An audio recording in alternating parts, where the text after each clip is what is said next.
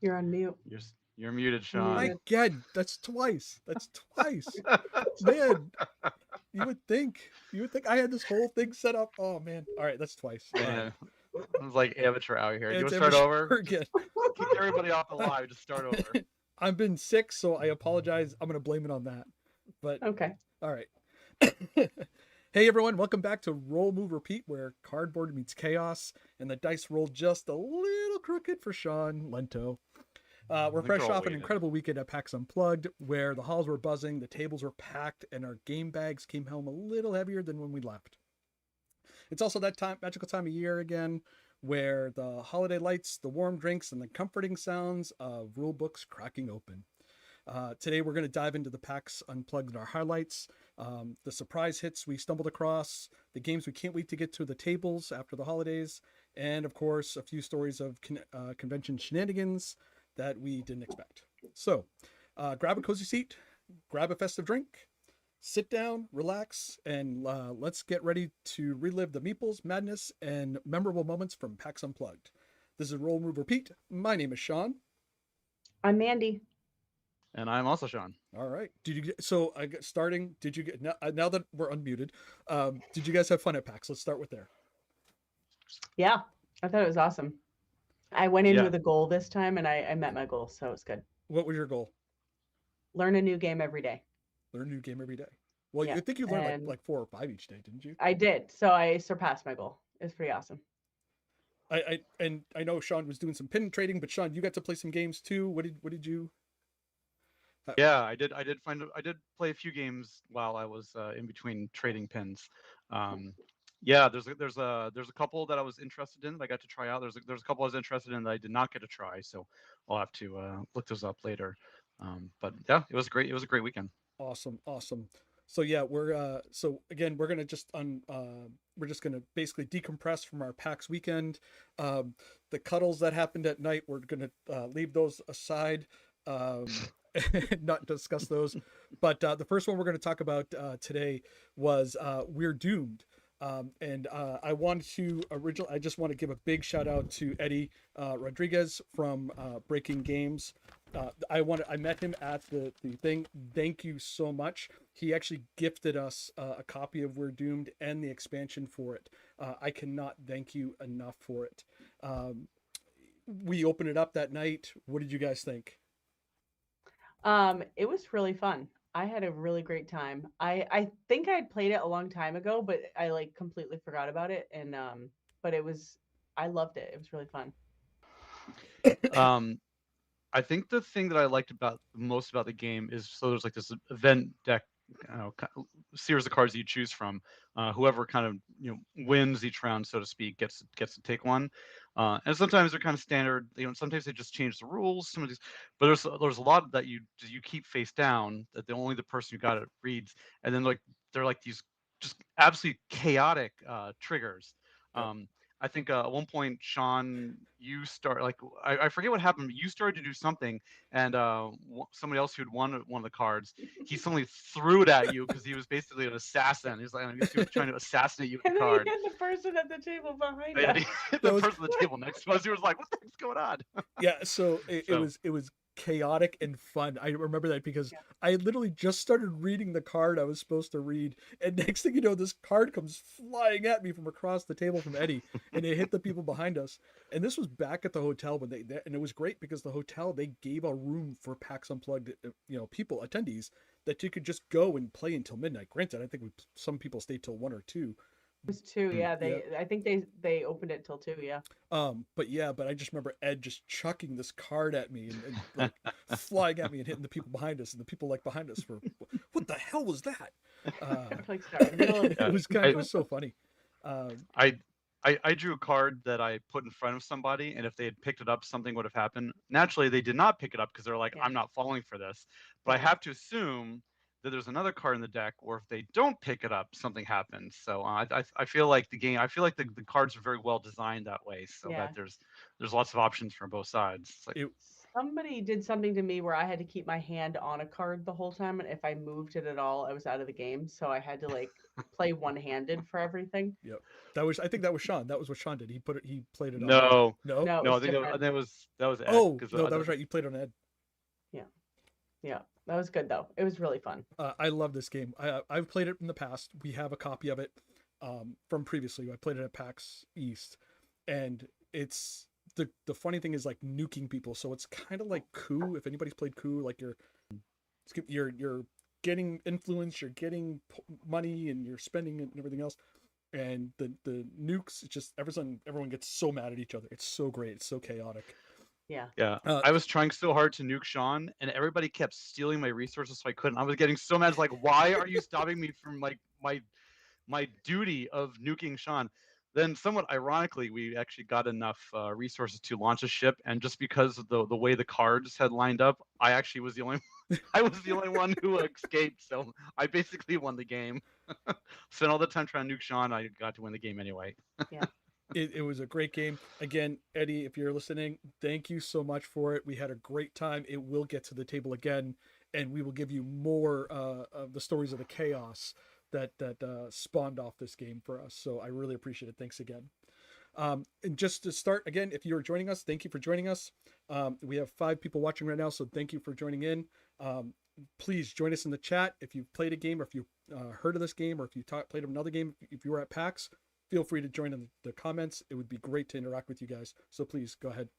The next game we're going to talk about is a friend of mine. He actually is from Massachusetts. I've met him. We've played a couple games together. He actually taught me a couple games. He works at Omar's comic in Lexington.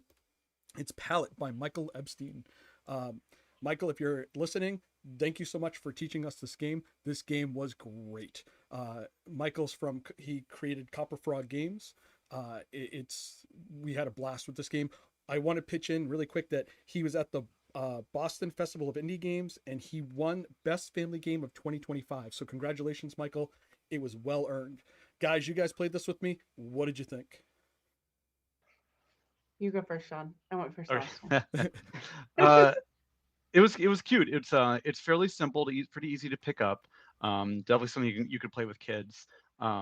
You're drawing cards, you're trying to make colors, and the more complex colors you can make, the more points you get. People kept stealing the colors I needed right before I could get it. Yeah, no, it was a fun game. Yeah. We just kind of played it. We just kind of played it once at the demo, but it's definitely a game that I think I could get my family to play. Yeah, but we played a whole game through, right? Yep. Yeah, It was like we did. 10, 15 minutes. Yeah, it was a It didn't really take quick game. long. It was great. It's And definitely it wasn't like there was no strategy to it. Like there was strategy and everything. It was great. Yep. And it's really easy. It's really easy Yeah. for the kids to play, and I can see why he won Best Family Game. It was a really easy game. For those at home that are listening, basically what it is you are collecting a palette of colors, and you're using the primary colors to make other colors, and the more colors you make, the more points you get. So it was a really, really cool game. Mandy, your thoughts on playing it? I loved it. It was really easy to learn. I was kind of nervous because this is I think one of the first ones I learned, and I was like, oh man, this is gonna take forever to learn a game in this chaotic environment. But it was great. It was fine, easy. Picked it up right away. And he was a great teacher. So Michael was. So it was easy, and he sat down and played with us. I can never get my kids to play any game. So, but I could see normal kids that like games that they would like this. My kids are not normal, apparently. No, this is a great game. Michael, congratulations on your win. I know he said that it's not out right yet. They are going to be putting it out soon. Follow us on our socials, which we are starting on Instagram, and we have a Facebook page that is starting. We will be putting that on there as well. So Michael, congratulations once again. Well done. Really appreciate it. Thank you. All right, so I'm going to ask Mandy to pronounce the next game we're going to talk about, which we all had a blast playing this game, but I cannot say this name. So go ahead, Mandy. What was the game name again? It's called Krampusnacht. All right. Yeah, I'm not going to say it right. I'm not going to say it right. It's just Krampus night in German. This game Yeah, was go ahead. fun. Go ahead, Mandy. I want you to talk about it because this is I your love game. this game. I could talk about this game all day. I actually had made a list of games I specifically wanted to seek out that I'd heard about, and I'd heard about this game because it had, I think there was some sort of PAX list or something, and it was on that list. I was like, I'm gonna go look for it, and I didn't find it. I think Sean, you found it or something. Or you found the booth that a bunch of these games were at, and so we sat down and played it.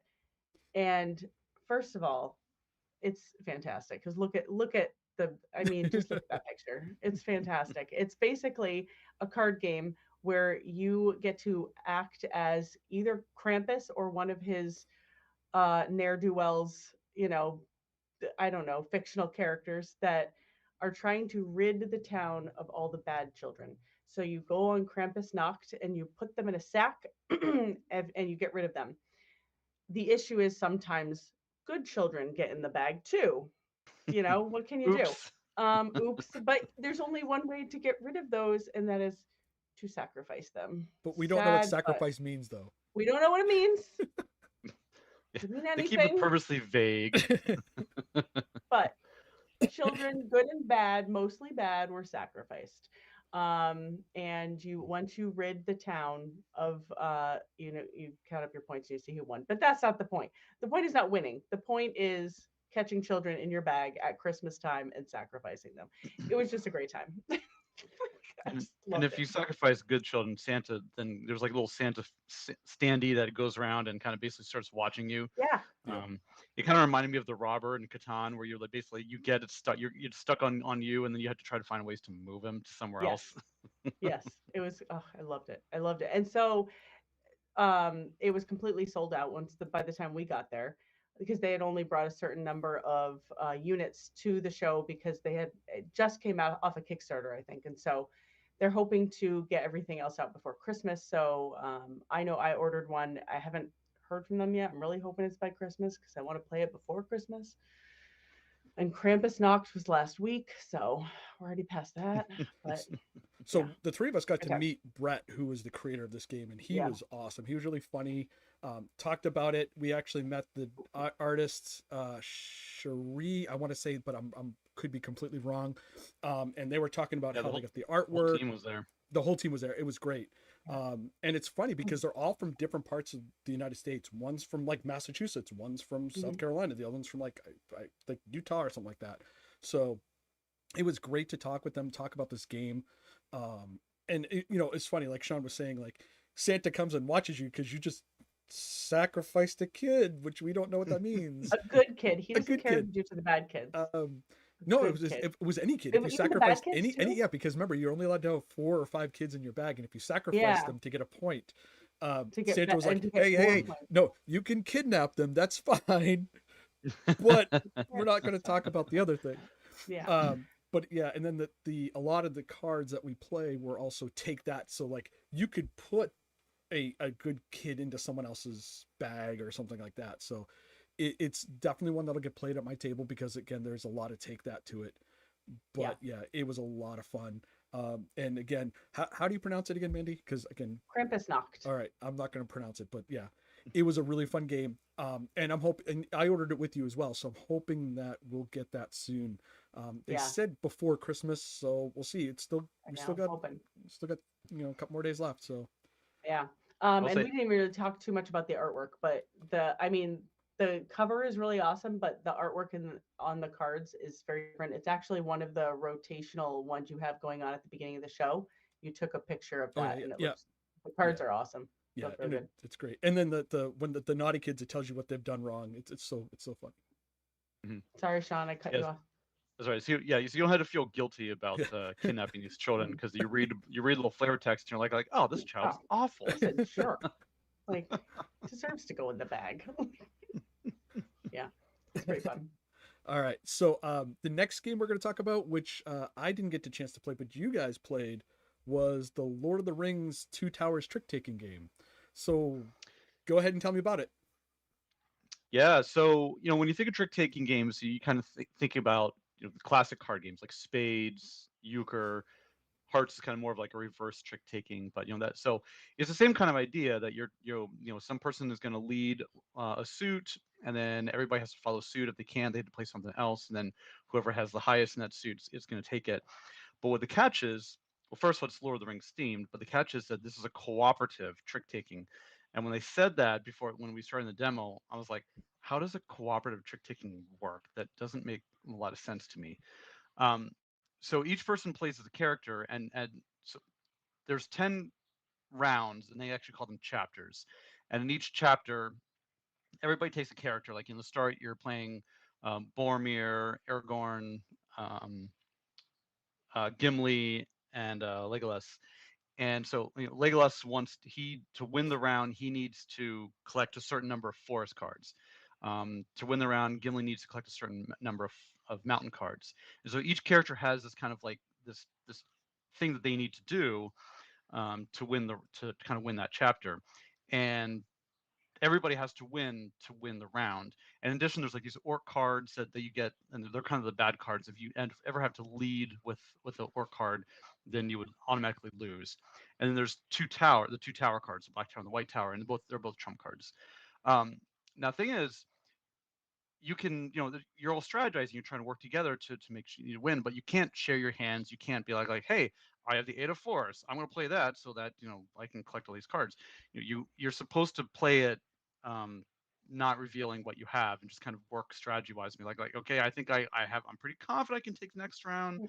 And but it was it was a lot of fun. I played, I did a demo where I just played the first round, and then I did it again where we actually played 3 rounds, and each chapter got like the first round was fairly easy, but they get much more difficult as like there's much more specific things that the characters that you have want to do, because like they change, the ones that you play with each chapter.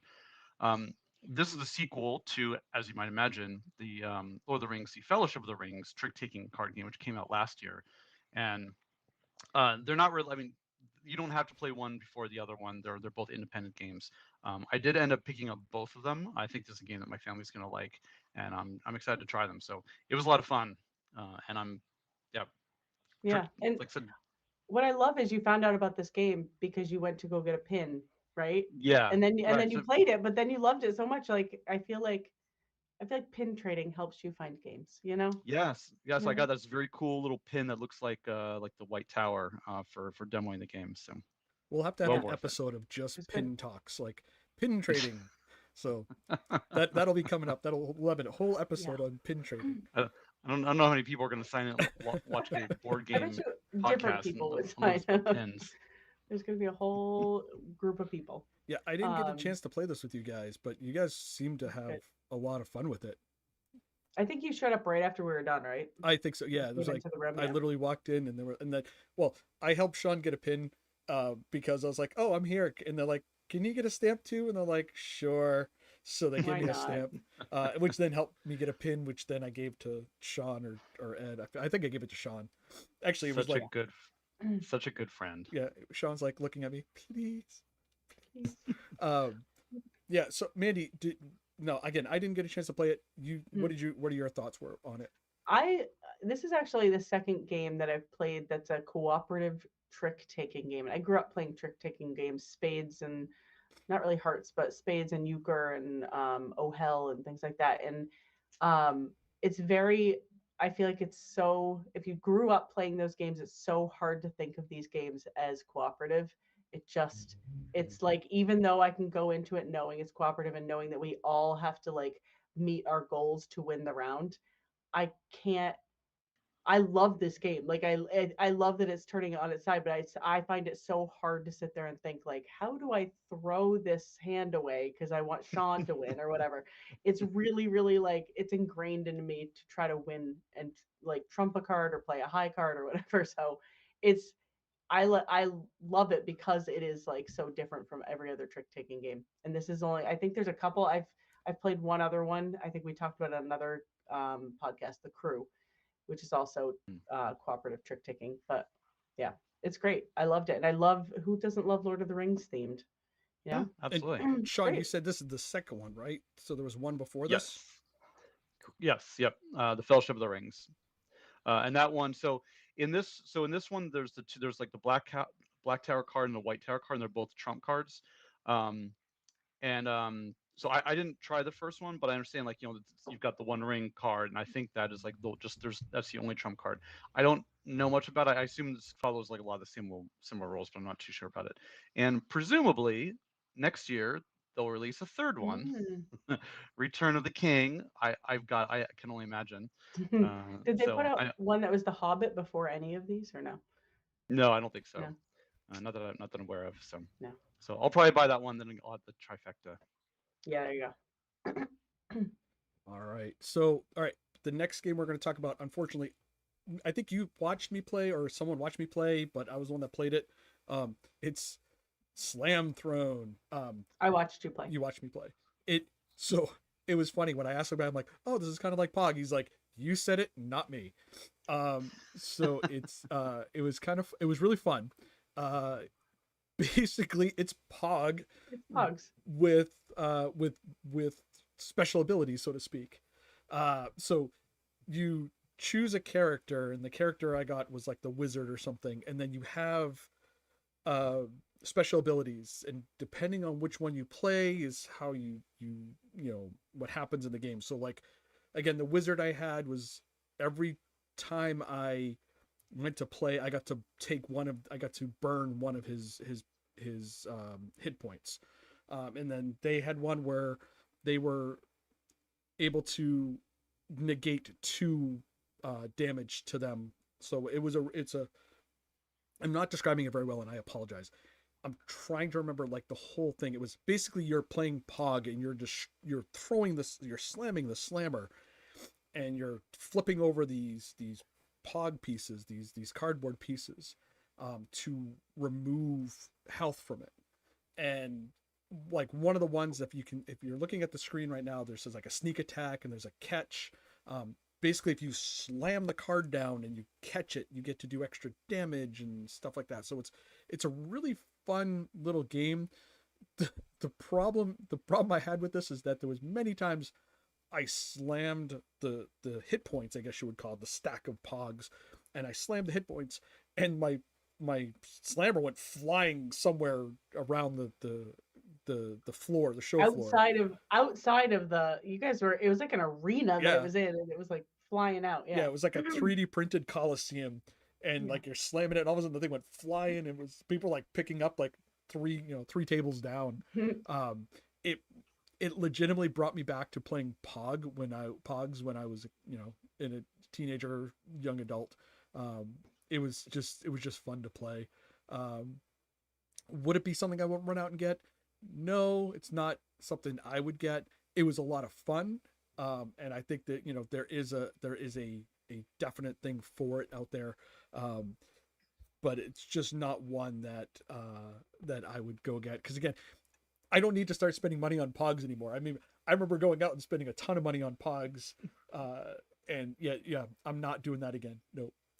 So, I mean, there's a whole new generation that doesn't know Pogs, so I think that's they get to now learn Pogs. Yeah, and it was in high school when Pogs came out. I must have been middle school or something. My brother played it. I didn't. I don't know. Yeah, I just remember going and getting the different Pogs and the slammers and losing them, and when you flip them or whatever, when you lost it or whatever, it was. Yeah, did you like? Is it like if you hit somebody else's or something, you got theirs? Yep. Is there like some sort of Yep. Yeah. I don't think I ever played Pogs. Josh is in the chat here, and he says, I don't think I've ever played Pogs, but the arena aspect reminds me of the Battling Tops. Yeah, yes, it's like, what was that? Not Yu-Gi-Oh! What was that one? Oh man, I could see it. They were playing it. They actually had a whole table set up to play that game too, where they had the Battling Tops, but I can't think of what it was called. Yeah. But yeah, so that was Slam Throne. I got to play that. It was fun. Brought me back to some childhood days, but not a game that I would go get. But next one. This is one that we all got to play, was First Class Letters. This is by Peter Haywood. This one here was kind of fun. It was put out by Gamehead. I actually like this one, even though I stink at it. But I'm going to turn it over to Mandy to start talking about this one first and her thoughts on it. I liked this. It reminded me, so Josh, who's on the thing there, it reminds me kind of Boggle-ish. You like roll, if I remember correctly, you you started off rolling like 3 dice. Those dice had three letters on them, and you had to put those letters in alphabet on this score sheet. There was going to be words later on that just had to start with those letters. That's it.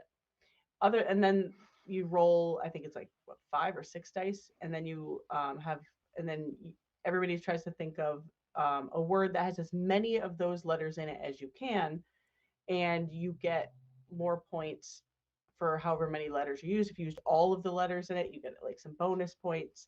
They have to be on the score sheet. They have to go in alphabetical order. So if you've already, used the beginning of the alphabet for your words, later on it's going to get difficult. Now, it's not to say you can't use. It's just hard to think about it because you can use other letters. You don't have to only use these letters sitting in front of you. It's just you want to use those as much as you can. So I really liked it because I felt like it was Boggle, but like just ramped up. And Josh here loves Boggle, and so I've played a lot of Boggle. But this I liked because there was just a little different aspect to it, with the being forced to put it in alphabetical order, being forced to try to use certain letters. Yeah, I liked it a lot. I thought it was good. Sean, your thoughts? Yeah, I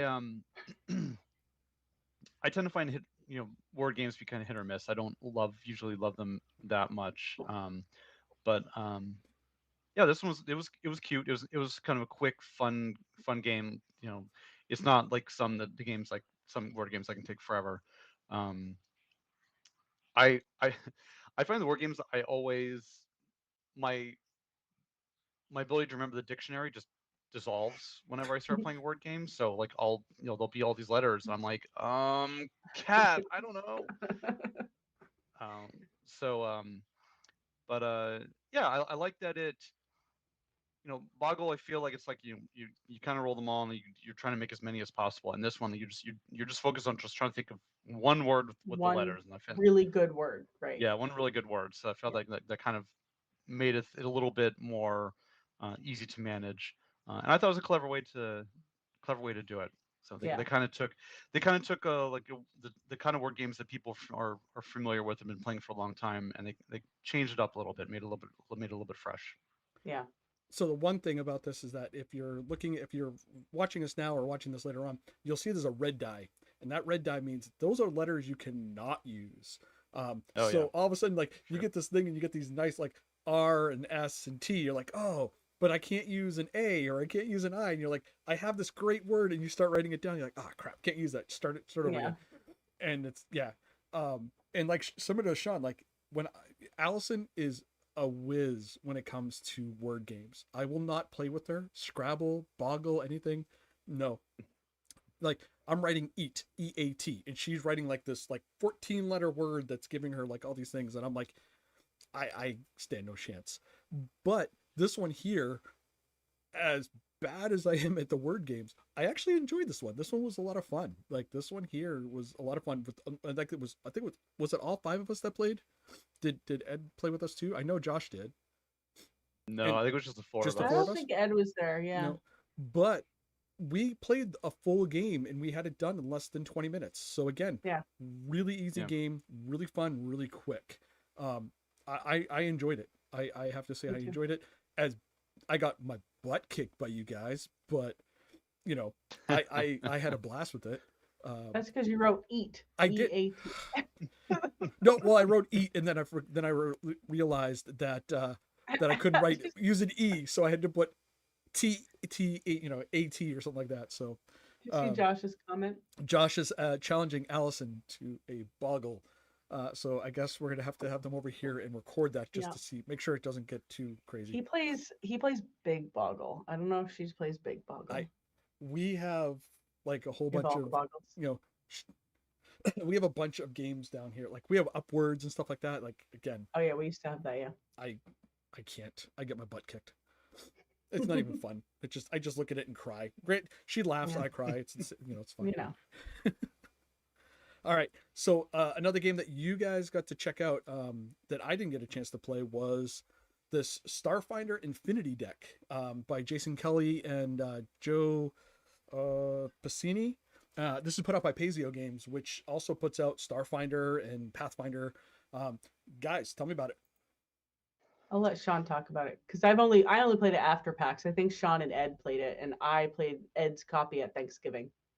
Okay. Yeah. So yeah, Ed and I both demoed it. I think we played the same version that you did. Yeah. So it's essentially it's a big deck of cards with 5 suits. They're all kind of space themed. There's like a black hole. There's some planets and suns and like some aliens and things.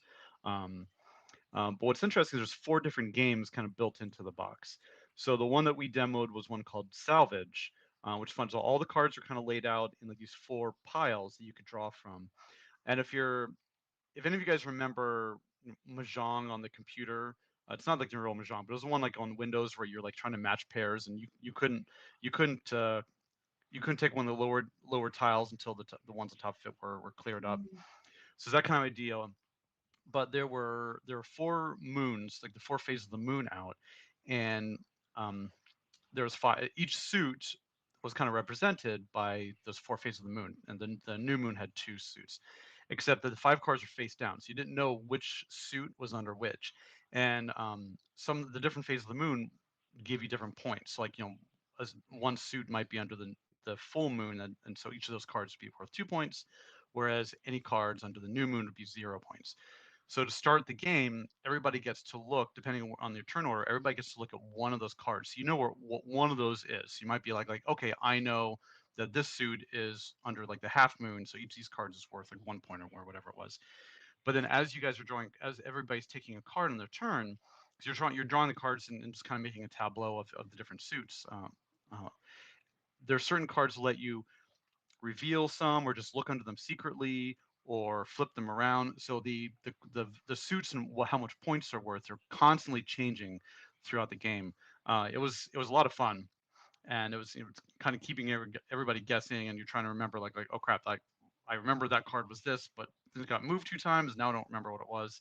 So it was interesting, and like I said, there's 3 other games that come with this, and I haven't gotten a chance to try them yet, but it was like $20, so I went ahead and bought it there. We're gonna try it sometime soon here. Um, yeah, it was cool. It was an interesting interesting game, and I like the fact that the artwork is really pretty, and there's like the 5 different series, which is interesting. So yeah, I think the hardest part for me was there's numbers on all the cards, which I assume are for the other versions. You don't need for the version that you were just talking about and the one that I also played.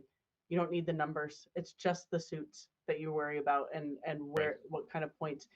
That confused me for like the first half of the game. I was like, but this is an 8. Like, what's my 8 do? Like, why? I don't know. I was so confused. And finally, somebody's like, the numbers don't matter. I'm like, oh, okay. Got it. So Yep. if you're playing this game and you're wondering what about the numbers, they don't matter. Not yet, unless you play a different version or something. I'm just saying that we have like 2 weeks off from work, I Sean, know. so we have to get together and just have a couple days, Mandy, of just playing board games. So Yeah. I think this is definitely one I want to try. You guys talked about it off air, It's easy. and I really think this would be something that I really enjoy. So I can't wait to try this one. This sounds like a really cool game. Yeah, Yeah, it's definitely. good. All right, so the next one we all got to play, which was we learned this one together, which was really cool. Solar Gardens. This is put out by Darrington. I had it all down, and now I don't remember. I'll get the information. But your guys, what did you think, Sean? We're gonna start. Actually, Mandy, we'll start with you on this one. Oh man, I was hoping you'd start with Sean because I'm like spacing on what this game looks like right now. This I'm is like, we learned so many new games. This one I don't remember. this is the one that looks like Oh, you had the it was tablet. you had the tablet and Yeah. there was like, oh, you could put the little things. I Yep. liked You draw the building out. tile, and you could either like whoever drew it could either take it or pass it. Yes, But and if it you got to the like last put person, out, then and the you're last person basically basically had to take it. building, yeah, and you're building a garden, and so that it's kind of very. What game did it remind me of? It reminded me a little bit of Quadropolis. like King Domino, A little bit, Kind a yeah. of little reminded me of bit, Quadropolis. Kind of or Quadropolis. reminded me of Quadropolis Yeah, a little bit. yeah. I just there's different ways to get things. I liked it. I liked it in the end. I don't know that I liked it as much as all of you guys. You guys walked away being like, that was fantastic, and I was like, that's good. It was good. I don't know. I had a good time. I wouldn't run out and buy it, but it was good. I'm glad I learned it. I'm gonna Um, I'm gonna jump in, and then I'll go to Sean. I like the game. I really wished I was able to see it played before we played it, because I learned as we were playing it. I was like, "Ooh, that's what this means. Ooh, that's what that means." And I was like, "Oh, if I could just do this, or if I could take this back." And I mean, what I'm talking about is that certain things you get on the board gives you points. So the more wind turbines, the more solar panels, the more um, monuments or pets or something like that. Each thing gives you a certain amount of points. And learning it as we were going along, which was great, because again, I'm not one to learn a game by someone reading a manual and telling it as we go along. I learn from watching. I think Ed was the one that was teaching us at the time, and he did a great job of teaching. And I was able to catch on, and there was, after we played it, I was like, "Oh man, I wish I grabbed that tile instead of this one. I wish I did this. I needed more solar panels in this block. I needed more wind turbines in this one." Um, but I have to say, I really enjoyed it. And I want to play it again. It's one of those that I was thinking about after, like, yeah. Sean, your thoughts? Yeah. Yeah, it's definitely one of those games where you kind of got to play it once and be like, okay, now I'm ready to actually play and have some Now there's strategy in mind. strategy. Yeah. Yeah, I liked it. I think, like I said, we have Quadropolis, which we played a lot, and we really like it. And I feel there's some similarities. So I feel like I probably won't buy it because I feel like I kind of be, there's enough similarities. I feel like I kind of already have it, but it's, it was an interesting kind of different take on kind of like the one thing one thing I did really like about it is that whole idea of whoever went first would reveal the tile. That person could either take it or pass it, and then that goes to the next person, and the tile kind of goes to the end, and then eventually somebody has to take it. I think maybe like the last person can pass once, but basically that tile is getting taken by somebody, and Yep. so you only have a limited number of times that you can pass the tile Yep. before you basically get stuck with something. So I kind of like that aspect of, there's a little bit of a push your luck uh, in there, which is a little bit, which is different for this one. But Yeah. Yeah. yeah, This one was put out by, the designer was Alex Cutler, and Darrington Press was the people that put it out. Was the publisher. But yeah, it's one that I would love to play again. You guys are not going to buy it, so don't. Yeah, it looks like it's You going to have fall to. to. Yeah, it's going to fall to me. you're Huh? gonna get it. You're gonna buy No, it, Sean. Sorry. Ed will buy it. Okay, we'll get Oh. Ed to buy it. We'll get I'll Ed to buy it. it. All right. The next game we're going to talk about was one that Mandy and I got to play, and I'm gonna pick on her for a second, because we looked at this game as we walked by it, Oh, and it was one of those things. I'm like, "Oh, that'd be kind of fun to play," and you were like, I was like, whatever. mm. And then we walked by it. It looked like a little kid game. I was like, Yeah. I don't know. And then we walked by it on the last day on Sunday morning, and it was open, and the guy's like, "Come on, come play." And Mandy was like, and I'm like, "Oh, let's just go play. Let's go try it out." And then what happened, Mandy? You were looking to buy it? What was that? Yeah. I don't usually walk away from Unplugged with a ton of games. I feel like I see all these people like, "Oh, look at my haul," and I come away with like 2 or 3 games maybe, and they're usually smaller ones. They're not huge. I was like, where do I sign up? I am a convert. I loved this game. This was great. It was, I'm trying to remember exactly how it worked. You basically have to get all these little wisps and put them, you're building a little tableau, and it has to be exactly like, this is the one that reminded me of King Domino, because it has to be like 4x4, and it can't be beyond that for the first round. And depending on where your little wisps are and what color they are, at the end, once you get your 4x4, depends on how many points you get. And then you leave the wisps there, but you take away the trees that were surrounding it, right? Yep. And then you start building a 5x5 grid, but your original wisps are still in the same spot. Yep. And so I just thought it was a very interesting way. And there's other little things that go along with it. Like you can wipe the wisps away and get new ones and all this other, like you get points for trees. So there's lots of other little things. I was just like, I love this game. It was fantastic.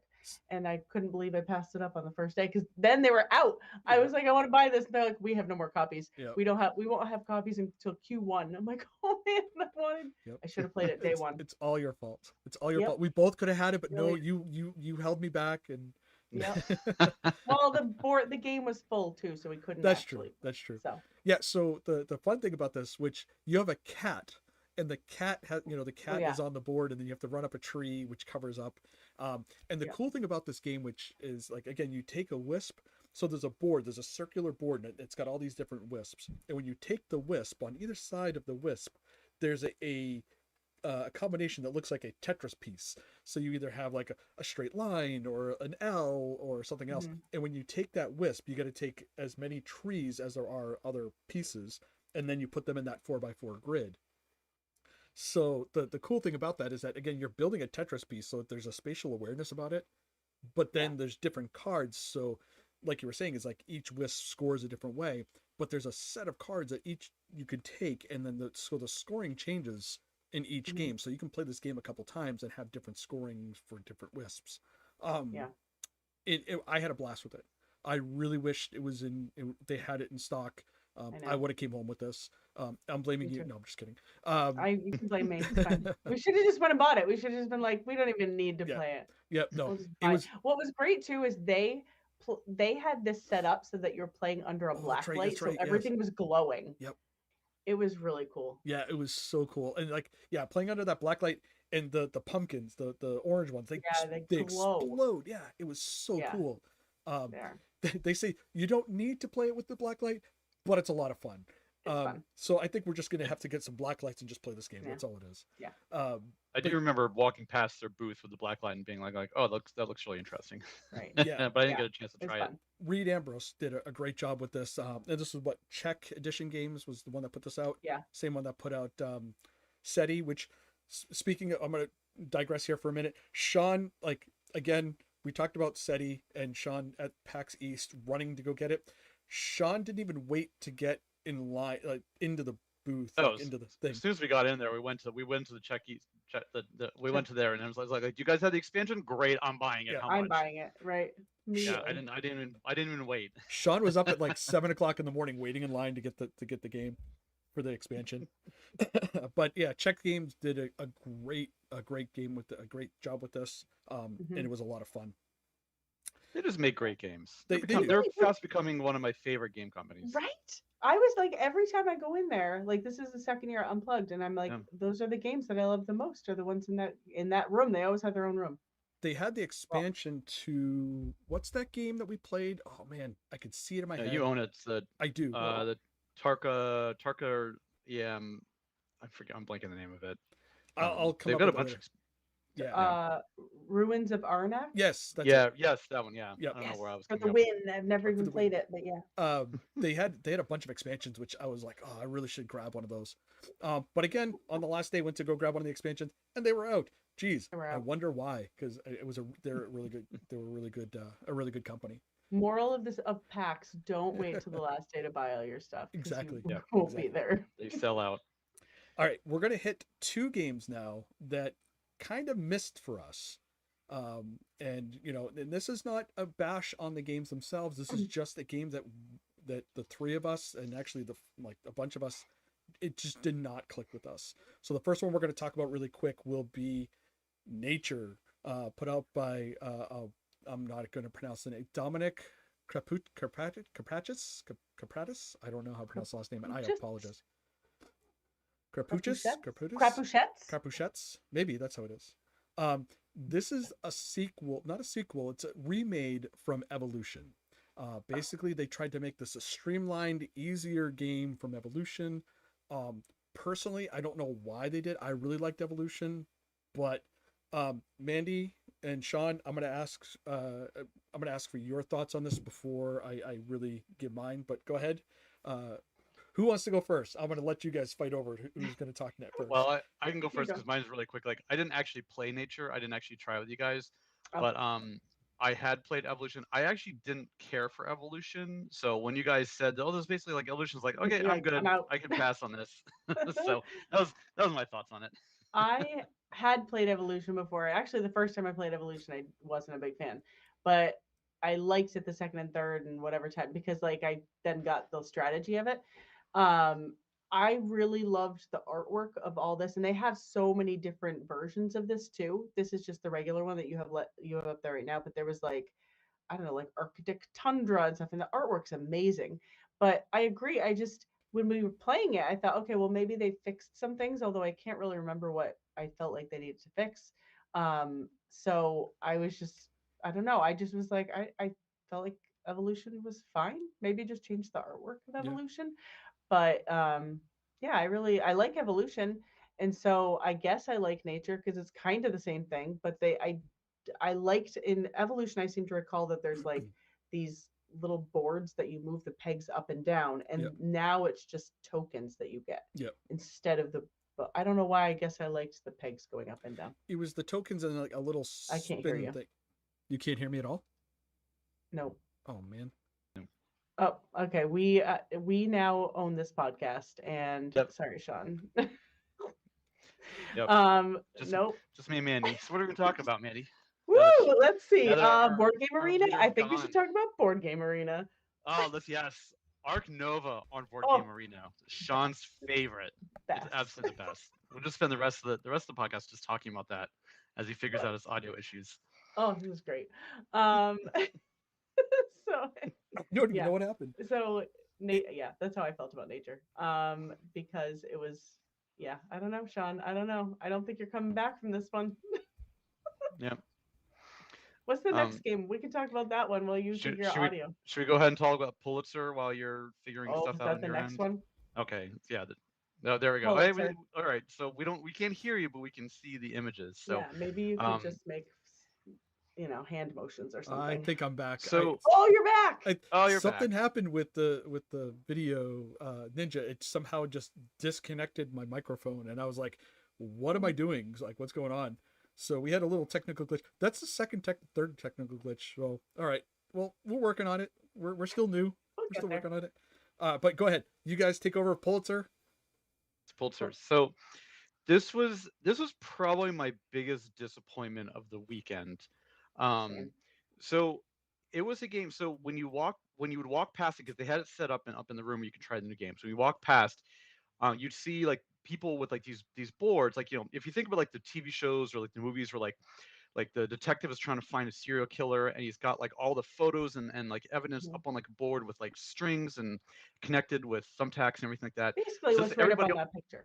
Yeah, so everybody has kind of like their own little personal board that looks like that. And so we kept walking by, and it's like is it, so you look at it and your first thought is like, oh, you're like trying to find you're like a detective trying to find a serial killer or something to that effect. And maybe it's like some kind of like a deduction game where you're like trying, like the first person to solve the mystery or something like that. And it just looks so cool. And everybody who walked past was like, this looks really, really cool. So we finally got to sit down and play it. And it's not that at all. You're basically trying to run a newspaper, and there's the main game board. There's a lot of kind of worker placement and like, trying to get some money and trying to figure out the way to get the most points. And this whole sideboard that everybody's got is part of it, but it almost feels like it's unnecessary. And in fact, by halfway through the game, we are all kind of like, gosh, I wish I didn't even have to deal with this board, because it's just kind of it just feels like this unnecessary extra thing. And it's just funny because like of all the games that I played the weekend, this one had the most people walking by and stopping and saying like, "Whoa, what is this game?" And but we had to be like it's not quite as cool. It's not what you think it looks like. There's one person that asked the really good question of, is the board gimmicky? And we, by that point, we're like, it is kind of gimmicky. Like, it's kind of unnecessary. Yeah. And then I think by the end, like I think it's like what, the 8 rounds. By round six, we're like, yeah, I feel like this game could be over, and we're like, oh, we got still 2 more rounds. So it was too long, and I feel like it was a big miss for what, like, I mean, but after now I want to go and design a board game that like where everybody's does what we like, thought it was going to do. I know, it's like I feel like I want to do that now. Yeah, this is a big miss for me. I was super, like, the first time we stumbled across it, I was like, this looks so cool, and it was not. So a lot of people that went by were like, oh, how is it? And we kind of said, without being like, oh, we don't really like it, we were like, just so you know, it's not a deduction game. And they're like, oh, everyone thought it was a deduction game. Yeah, that was everybody's reaction. Exactly, like, oh, it's not? We're like, no, you send reporters on buses places and get evidence, and then you link the evidence with string or something. But the thing is that what annoyed me extra was that you have to try to get all these certain things that are on that board with the string. You have to get certain pieces of evidence that are highlighted on this little card that you have or something. The issue is I found that really, like, it was really hard to try to get to some of those things. I ran out of string. Like, I got to the end. I did manage it on the very last one, and only because I'm like yanking on it to try to get to this one piece. I'm like, this seems like badly maybe designed in that it's so hard to get to those highlighted things that because you're not even allowed to count points. I mean, if you play, there's two ways to play. You can play the nice way or the real way. And we decided we're playing the real way. So if you don't get all 5, I think, of your highlighted things, you don't get to count your points. So Sean here did not get his 5, and he did not count his points. We have no idea what his score was, but it was yeah, it wasn't all it definitely looked really cool, and then it was like, oh yeah. It was by far the game that had the most people stopping to be like, whoa. Mm-hmm. And A lot of eye candy. Yeah, and just kind of missed on what I think people were hoping it would be. Yeah. It the problem that I had, like, so the cool thing about it is they had those push pins, which were really cool. The problem that I had with it was, again, there's only so many times you can play this game before that board that you're pushing the push pins in kind of goes away. Like, again, you're gonna ruin it. And that I don't know, it was just, I don't know. Didn't you stab yourself with the thumbtack at one point? I thought they were fake pins. Like, I was like, oh, look at like, these. look, what is No, I went to reach into the little tin they give you or whatever it is, and I'm like, oh, look at these are cool. Like, oh, those are real. Ow. Those are real. You know, but it was just one of those things where, like Sean said, it was one of those things where looking for like a really cool deduction game. I was getting cards, but they weren't cards that I needed to. So you get the card, like Mandy said, where you need to line up all, like, these are the pieces of evidence you need. Mm-hmm. And the problem was that I wasn't getting the cards to get those pieces of evidence. And, you know, because again, they're in like column A, column D, B, whatever it was, and I just couldn't do it. I got 4 of the 5. So at the end of the game, even though I played this game for over an hour and a half, almost 2 hours. Oh, it was like 4 hours. Josh went to oh, that's right. Josh went to, he left when we started, and he got back right as we finished. He went to a hockey game. He went to a hockey game. Oh, that's right. And came back, and we had just finished. Yep. So about 4 hours. Yeah, 4 hours. I played the game for about 4 hours, and I couldn't score any of my points because the fact is that, again, it was really upsetting. Yeah. I could feel myself getting really frustrated at that point because, again, I could not get the cards I needed, and I was getting really, really frustrated. I was frustrated because, like I said, I ran out of string, but I ran out of string the second to last round. So the last round, there was nothing else to do because everything on the game board, almost everything was pretty much just trying to get things on that board. And I'm like, well, I'm done. Yeah. I can't. And I have string. And like the main game board with the, because there was all these different ways that you could get points, and and you would kind of like try to bid things, and you're trying to be the first to get certain places, and you can get some info. Oh, that's right. The one, so they had you had like the journalists you'd put out, and they had different values, but you put them down face down, so only you knew what they were.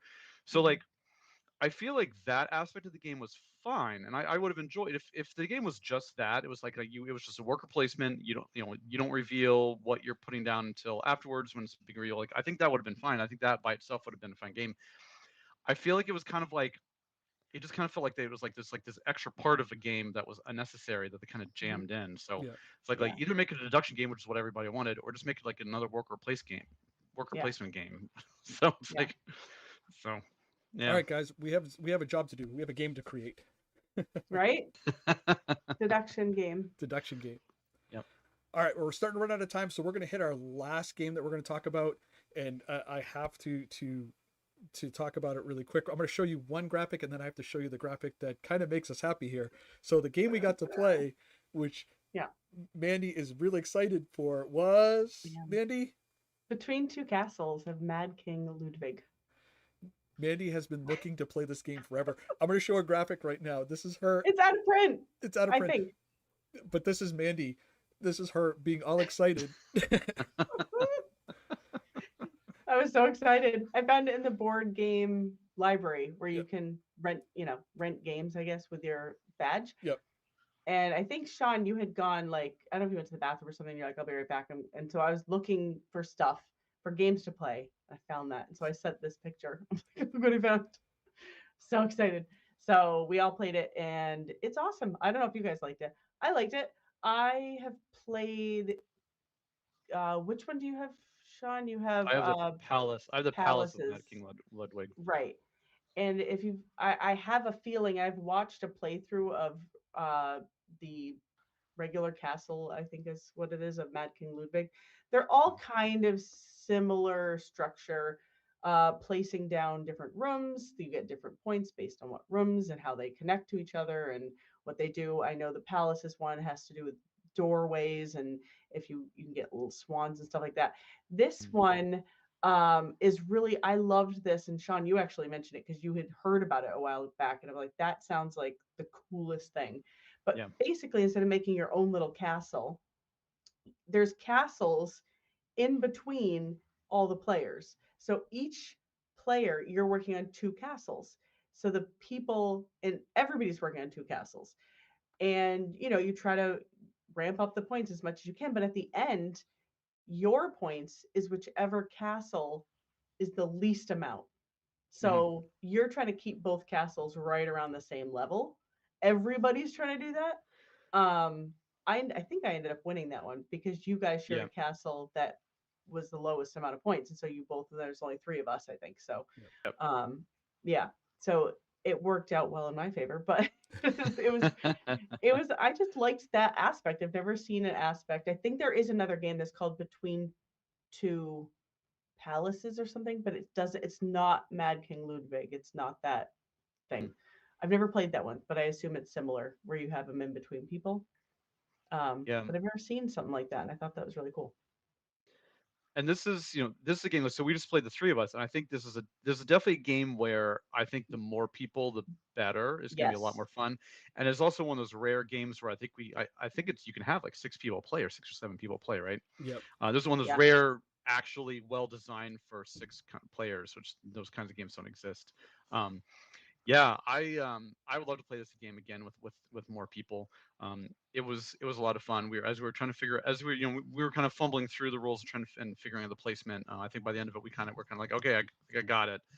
But it's yeah, like I remember for my part, I was I felt like this one castle that Sean and I were sharing was getting up too high, so I started kind of like sabotaging that one a little bit and trying to put more stuff on the one that Mandy and I were sharing. And then, of course, by the end of the game, that one was the lowest one, so I basically screwed myself. It's hard because you're trying to you're just naturally trying to make good thing. You do make things better and better, but you got to remember that your scores go based on the lower of the two, which is that's a hard Yeah, yeah. But I agree. I think that if you had 6 people, that would be super fun. and you're trying to kind of keep a tally in your head of okay, I think this castle's probably worth about this many points, and this other one's worth about this one. So you're trying to figure out the best way to keep them both even. But obviously, the points that I had figured out was totally wrong. Sorry, Sean, I messed this up. I wasn't keeping track of anything. I was just playing. I don't know, just trying to learn.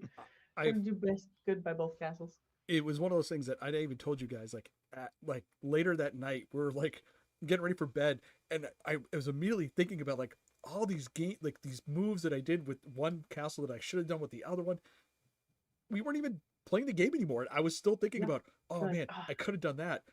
I really want to play it again now because I want to try this. I want to do that. It was really, really cool. And it was again, I've heard you talk about it, Mandy. This is one of your Grail games, as it's said. Yeah. I know that you've been looking for it and everything else, and I've heard you talk about this so many times when we played games and everything else. So seeing it live, I guess you would say, right. And playing it was a lot of fun, and it's one that I would love. Like Sean said, I think it would be better if there was more players because again, you're working with different people, and it was a lot of fun. And I feel like it's fast. We learned it fast. Yep. I still like it's pretty quick. I still like this picture though. That the Mandy the picture there. I have to. That might be my favorite picture of all of Pax. So I loved it. everyone, that is our show for tonight. Thank you so much. We will be back on January 8th. So have a great holiday season, and we will catch you again. We'll talk to you soon. Keep playing games. Bye-bye. Bye.